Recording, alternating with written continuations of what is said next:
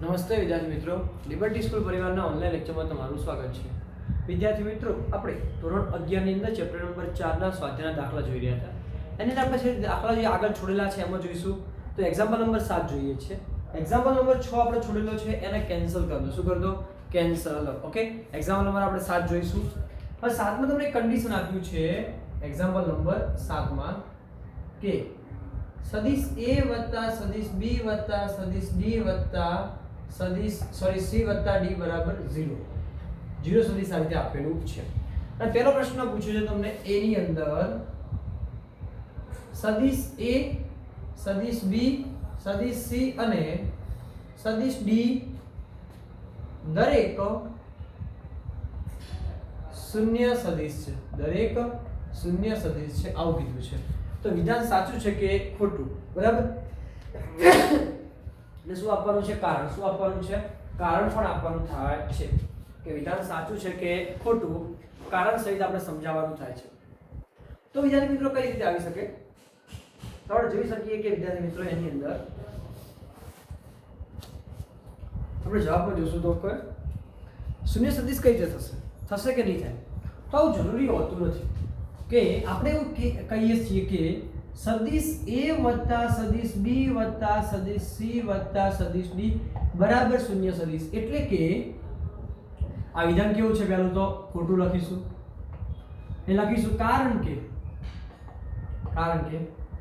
આપેલા સદિશોનો સદિશ સરવાળો શૂન્ય છે, પરંતુ આપેલ સદિશો શૂન્ય હોય કે ન પણ હોય.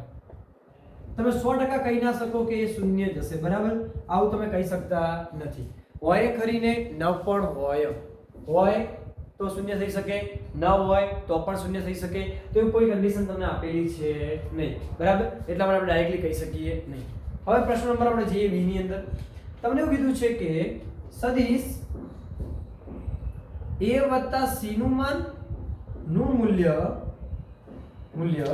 સદિશ b d ના મૂલ્ય જેટલું છે આપણે સાબિત કરવાનું છે. તો હા કે ના? તો આ શું છે? સાચું. કેવું છે? સાચું છે. કેવું છે? સાચું છે. કઈ રીતે આપણે ચેક કરીશું? તો આપણે જોવા જઈએ તો આપણે લઈએ કે આપણે કન્ડિશન આપી છે સદિશ a સદિશ b સદિશ c સદિશ d બરાબર. તમને શું આપ્યું છે? શૂન્ય સદિશ આપ્યું છે. ઓકે, હવે a b ને એમને રાખું છું અને c ને આ બાજુ શું થશે? માઈનસ. શું થશે? માઈનસ. d ને આ બાજુ શું થશે? માઈનસ થશે. સોરી, એ આપણે થઈ ગયું. આપણે c ને આ બાજુ રાખીશું પ્લસ c. પહેલા b ને લાવીએ. બરાબર, તો શું થશે? કને માઈનસ b અને d ને લાવો શું થશે? માઈનસ d થાય છે. ઓકે, આ b ને આ બાજુ લઈ ગયો અને d ને આ બાજુ લઈ ગયો, થઈ જશે માઈનસ. તો સદિશ a સદિશ c માઈનસ કોમન લો, સદિશ b સદિશ d. ઓકે, માઈનસ કોમન લો. હવે બંને બાજુ માનાંક એટલે કે સદિશ a સદિશ c નું માન બરાબર સદિશ b સદિશ d નું માન. તો આ જવાબ આવ્યો કે ના આવ્યો? તો કેવું છે? સાચું. કેવું હતું? સાચું હતું. હવે એવું જોવા જઈએ વિદ્યાર્થી મિત્રો, આપણે c માટે જોઈશું. તમને શું કહે છે આગળ c ની અંદર? સદિશ a નું માન b c અને d ના માનના સરવાળા જેટલું થાય છે. સદિશ a નું માન સદિશ b c અને d ના સરવાળા જેટલું થાય છે. તો કન્ડિશન આપી છે સદિશ a સદિશ b સદિશ c સદિશ d બરાબર શું થશે? શૂન્ય સદિશ. હવે આપણે શું કરીએ છીએ? b ને પેલી બાજુ, c ને પેલી બાજુ અને d ને પેલી બાજુ લઈ જઈએ. તો સદિશ a બરાબર માઈનસ સદિશ b, પછી માઈનસ સદિશ c માઈનસ સદિશ d. સદિશ a માઈનસ કોમન લો, સદિશ b સદિશ c સદિશ d બંને બાજુનો માનાંક લો. સદિશ a નું માન માનાંકમાં સદિશ b સી અને ડી. તો આપણું વિધાન કેવું છે? સાચું. કેવું છે? સાચું. મળી ગયું ના મળી ગયો? સદિશ A નું માન B + C + D ના માનના જેટલું હોય છે. તો આ પ્રકારે તમને જવાબ મળી જાય છે.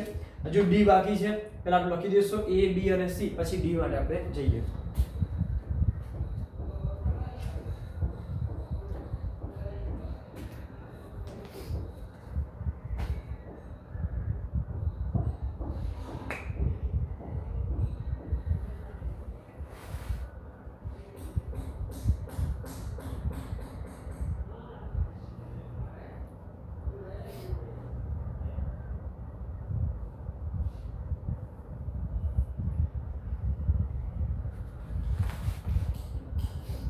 ચલો વિદ્યાર્થી મિત્રો, લખાઈ ગયું છે.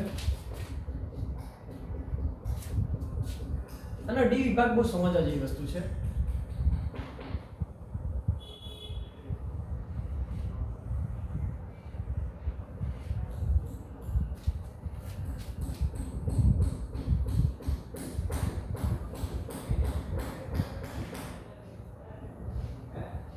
ઓકે, તો તમને શું કહે છે ડી ની અંદર? જો A અને D એક રેખાસ્થ ન હોય, A અને D એક જ રેખામાં આવેલા ન હોય તો B + C A અને D વડે બનતા સમતલમાં હશે.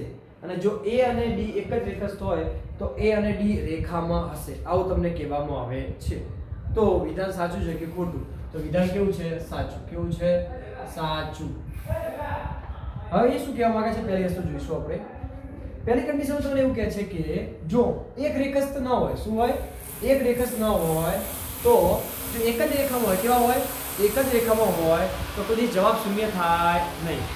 જો એક જ રેખામાં જવાબ શૂન્ય થઈ શકે નહીં. એટલે કે આપણે જુઓ કે સદિશ A + સદિશ B + સદિશ C + સદિશ D બરાબર શું છે આપણી પાસે?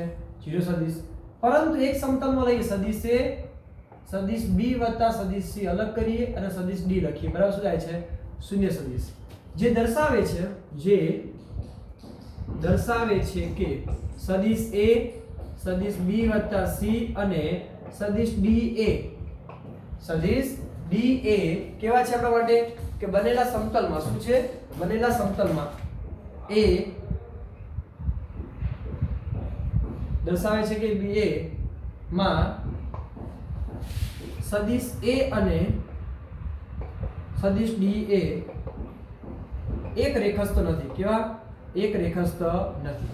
તો જવાબ શૂન્ય થઈ શકે, બાકી શૂન્ય થઈ શકે નહીં. હવે બીજી કન્ડિશનમાં જોવા જઈએ તો બીજો વિધાન સાચું પડે છે કે નથી પડતું? આપણે એ બી ચેક કરવું પડશે ક્રોસ ચેકમાં. તો શું કરવું પડશે? એક અને જો એક રેખાસ્થ હોય, કેવા હોય? એક રેખાસ્થ હોય તો શું કન્ડિશન બની શકે? તો જો સદિશ A + સદિશ B + સદિશ C + સદિશ D બરાબર શું થશે? શૂન્ય સદિશ. હવે એક રેખાસ્થ કેવા છે? એક રેખાસ્થ હોય તો સદિશ A, સદિશ B + C વત્તા શું બને છે? સદિશ D બરાબર શૂન્ય સદિશ. શું બને છે? શૂન્ય સદિશ બને છે. એટલે કે અહીંયા જોવા જઈએ તો હવે હું શું કરું છું? B + C ની બાજુ લઈ જઈએ આપણે એકને. તો શું થશે? સદિશ A + સદિશ D માઈનસ શું થશે? એકને માઈનસ સદિશ B + C. એટલે કે A અને D એક રેખાસ્થ બતાવે છે, એક જ રેખાસ્થ દર્શાવે છે. જે આ કન્ડિશન તમારે લાગુ પડશે. બરાબર? તો એક રેખા હોય તો માઈનસમાં લઈ શકાય છે, બીજામાં શું લેવું પડે છે? પ્લસ લઈને ચાલવું પડે છે. તો બંને જવાબ છે ડી વિભાગ. ચલો ફટાફટ લખી દઈશું, પછી આપણે આગળ જોઈએ.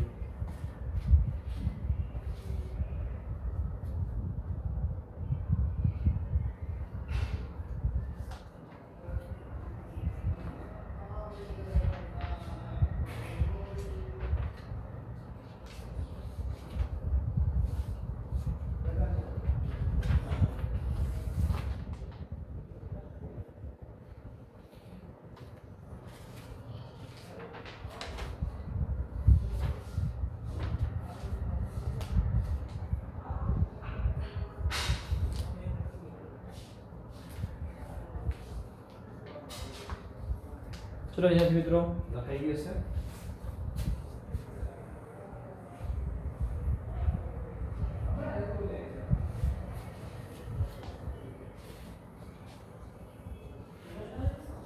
હવે આપણે જોઈશું સ્વાધ્યાયનો 25મો પ્રશ્ન. હવે જોઈશું સ્વાધ્યાયનો 25મો પ્રશ્ન. કોઈ વિમાન પૃથ્વીથી 3400 મીટરની ઊંચાઈએ, કેટલી 3400 મીટરની ઊંચાઈએ ઉડી રહ્યું છે. જો પૃથ્વી પર કોઈ અવલોકન બિંદુ પાસે વિમાન દ્વારા 10 સેકન્ડમાં કપાયેલ અંતર 30 ડિગ્રીનો કોણ બનાવતું હોય તો વિમાનની ઝડપ કેટલી હશે? બરાબર, એ શોધવાનું છે. સિમ્પલ વસ્તુમાં જોવા જઈએ, ધારો કે કોઈ બિંદુ છે, બરાબર. આ બિંદુથી ધારો કે જોઈએ કે વિમાન પહેલા આ બિંદુ હતું, 10 સેકન્ડ બાદ વિમાન અહીંયાથી આટલે બિંદુ આવી જાય છે. 10 સેકન્ડ બાદ એટલે કે આટલેથી આટલે બિંદુ. આને O લઈ લઈએ, આને A લો, આને કઈ બિંદુ લઈશું આપણે? D બિંદુ. તો આ જે A થી B પહોંચે ત્યારે કેટલો સમય છે? 10 સેકન્ડ. તો T બરાબર કેટલા લઈ લઈએ આપણે? 10 સેકન્ડ લઈ લઈએ. ત્યારે અહીંયા જે ખૂણો બને છે, ખૂણો તમને કેટલો આપ્યો? 30 ડિગ્રી. કેટલો આપ્યો છે ખૂણો? 30 ડિગ્રી તમને આપેલો છે. તો આપણે વચ્ચોવચ્ચ એક મધ્ય બિંદુ એક લંબ દોરીએ. શું દોરીએ છીએ? લંબ દોરીએ. તો મધ્ય બિંદુ સાથે આ ખૂણો કેટલો થશે? 15 ડિગ્રી. બરાબર. અહીંયા નામ આપી દો M. શું નામ આપી દેશું આપણે? M નામ આપી દેશું. હવે વિદ્યાર્થી મિત્રો, આપણે શોધવાનું છે શું? તો શોધવાનું છે આપણે ઝડપ. શું? ઝડપ. ઝડપ બરાબર શું થાય? અંતર ભાગ્યા સમય. ઝડપ બરાબર શું થશે? અંતર ભાગ્યા સમય થાય છે. તો આપણે એનો ઉપયોગ કરીને ચાલવાનું છે. ઝડપ બરાબર અંતર ભાગ્યા સમય. એ મળી જાય આપણે જવાબ ઓટોમેટિક આપણે મળી જશે. તો શું થશે બોલો ત્યારે? ઝડપ બરાબર અંતર ભાગ્યા સમયનો શું આવશે આપણા માટે? તો એના માટે મારે શોધવું પડશે A થી B નું અંતર. શું કરવું પડશે? A થી B નું અંતર. તો કયો નિયમ વાપરીશું? તો તમે જોઈ શકો છો, આ કયો ત્રિકોણ બનશે? એક અને કાટકોણ. કયો બને છે? કાટકોણ બને છે. બરાબર. મારે કઈ માપ જોઈએ છે? સામેની બાજુનું માપ જોઈએ છે. હવે બીજું આપેલું શું છે તમને? તો ઊંચાઈ શું આપેલી છે તમને? ઊંચાઈ આપેલી છે. ઊંચાઈ કેટલી આપી તમને? એક 3400 મીટર. શું આપેલી છે? 3400 મીટર સુધી. સામેની બાજુ ભાગ્યા શું લો? પાછળની બાજુ. તો શું લઈ લેવા? tan theta. શું લઈ લેવાશે? tan theta. તો અહીં આકૃતિ ઇમ્પોર્ટન્ટ છે. આકૃતિ પરથી tan થીટા બરાબર શું લઉં છું? tan theta. થીટા બરાબર શું થાય? સામેની બાજુ ભાગ્યા પાછળની બાજુ. તો આની 15 ડિગ્રીની સામેની બાજુ કઈ છે? BM. કઈ છે? BM. અને આ બાજુ કઈ થશે? OM. તો અહીં શું લઈશું આપણે? tan 15. શું લઈશું? tan 15. BM ના BM. અને OM ની કિંમત તને આપેલી કેટલી આપેલી છે? 3400. કેટલી આપેલી છે? 3400 તમને કિંમત આપેલી છે. એટલી જ આપી છે. 3400 કિંમત આપેલી છે. ઓકે. હવે tan 15 ની કિંમત શું થશે? 0.2679 BM ભાગ્યા શું થશે? અને 3400. BM ને બનાવો કરતા આને ક્યાં લઈ જાવ? ઉપર. તો 0.2679 ગુણ્યા શું થશે? 3400. 0.2679 ગુણ્યા 3400 જવાબ શું આવે? તો 910.86. 910.86 મીટર. શેમાં આવશે? મીટરમાં. ઓકે. હવે આપણે આપણી પાસે આકૃતિ પરથી શું લઈશું પાછું? આકૃતિ પરથી AB બરાબર 2BM. AB બરાબર શું છે? 2BM. 2 BM ની કિંમત કેટલી છે? 910.86. ચલો 910.86 એટલે કેટલા થશે? એક અને તો જવાબ આવશે તમારા માટે 1821.72. કેટલો આવશે? 1821.72 મીટર. બરાબર. અંતર મળી ગયું. તો ઝડપ બરાબર શું થાય? અંતર ભાગ્યા સમય. અંતર કેટલું મળશે તમને? એક અને તો 1821.72. સમય કેટલો છે? 10 સેકન્ડ. તો જવાબ શું આવશે? 21.17 મીટર પ્રતિ સેકન્ડ. આ તમારો જવાબ. ઝડપ કેટલી મળશે તમને? એક અને V બરાબર 182.17 મીટર પ્રતિ સેકન્ડ જેટલી મળે છે. ઓકે. તો આ તમારો જવાબ. ચલો ફટાફટ લખી દઈશું, પછી આપણે આગળ જોઈએ.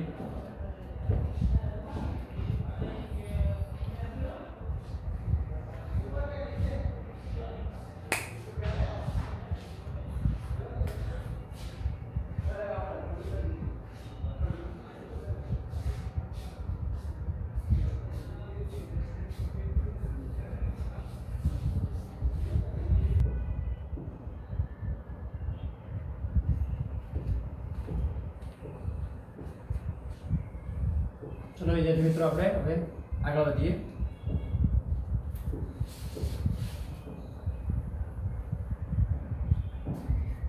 તો એક્ઝામ્પલ નંબર 29.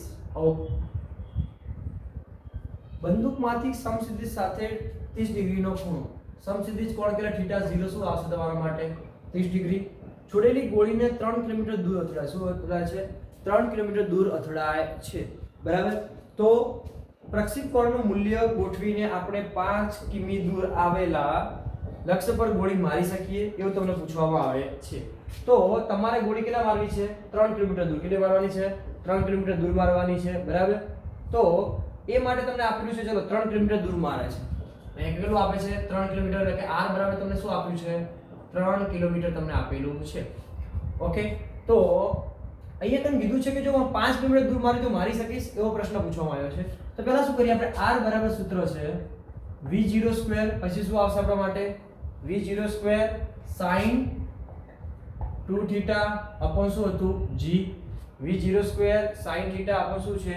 g સૂત્ર છે. ચલો હવે શું કરીએ છીએ આપણે? v0 r ની કિંમત મૂકો. r ની કિંમત કેટલી છે તમારા માટે? 3 કિલોમીટર. તો 3 ના 3 રાખીશું. કિલોમીટર છે, મીટર પ્રતિ સેકન્ડમાં આવવો જોઈએ. બરાબર. જવાબ તમે 3 ના શું રાખીએ છીએ? 3. શું રાખીએ છીએ? 3 ના 3 રાખીને 40. ઓકે. હવે ચલો આને ચેન્જ કરી દઈએ. બરાબર. તમારા માટે ફાયદો રહે. 3 નું શું કરી દઈશું? 3000 મીટર. કેટલા કરી દઈશું? 3000 મીટર. v0 સ્ક્વેર નું v0 સ્ક્વેર g ના g, એમને કોઈ ફરક પડતો નથી. અને sin 2 થીટા, sin 2 થીટા એટલે કેટલા થશે આપણા માટે? sin 2 થીટા ની કિંમત કેટલી છે? થીટા 0 ની કિંમત 30 છે. તો v0 square upon g, sin શું થશે? 60. કેટલા થશે? sin 60. હવે આપણે કિંમત જોઈએ. 3000 ભાગ્યા v0 square upon g, sin 60 ની કિંમત કેટલી થાય? વર્ગમૂળમાં 3 ભાગ્યા 2. આ 2 ને ક્યાં લઈ જશો? ઉપર. તો 3000 ગુણ્યા 2 કેટલા થશે? 6000. 6000 ભાગ્યા વર્ગમૂળમાં 3. તો v0 સ્ક્વેર upon શું આવશે? g. ઓકે. આટલી કન્ડિશન આવે છે. એની જવાબ આપણે પછી લાવીએ. બરાબર. હવે બીજી કન્ડિશન જોવા જઈએ વિદ્યાર્થી મિત્રો, મહત્તમ અવધિ. મહત્તમ અવધિ એટલે કે મહત્તમ કેટલું અંતર કાપશે ગોળી. બરાબર. આ તો કાપીએ આપણે આટલા માટે. તો મહત્તમ અવધિ બરાબર શું સૂત્ર આવશે આપણા માટે? તો મહત્તમ અવધિ r max બરાબર v0 સ્ક્વેર upon શું આવે? g જ આવે. શું આવે? v0 square upon g. એની કિંમત ડાયરેક્ટ છે જ આપણી પાસે 6000 ભાગ્યા વર્ગમૂળમાં 3. 6000 વર્ગમૂળમાં 3 એટલે કેટલા થાય? 1.73. કેટલા થશે? 1.73 જેટલું સમથિંગ થશે. બરાબર. અને જવાબ આવશે તમારો 3464. કેટલો આવશે? 3464. r max બરાબર 3464.2 મીટર. એટલે r max બરાબર લેવું હોય તો તમે એને કિલોમીટરમાં કન્વર્ટ કરો. 34.64 કિલોમીટર આ જવાબ આવશે. 3.464 કિલોમીટર તમને જવાબ આવે છે. તો આનો મીનિંગ તમે શું કહેવા માંગે છે? કે ગોળી મહત્તમ 3.464 કિલોમીટર સુધી પહોંચે છે. શું કરે છે? પહોંચે છે. એટલે કે 5 કિલોમીટર દૂર આવેલા પદાર્થ પર તે અડશે નહીં. 5 કિલોમીટર દૂર આવેલા પદાર્થ પર અડશે નહીં. ઓકે. તો આટલી વસ્તુ તમને મળી જાય છે. ચલો આપણે લખી દઈશું.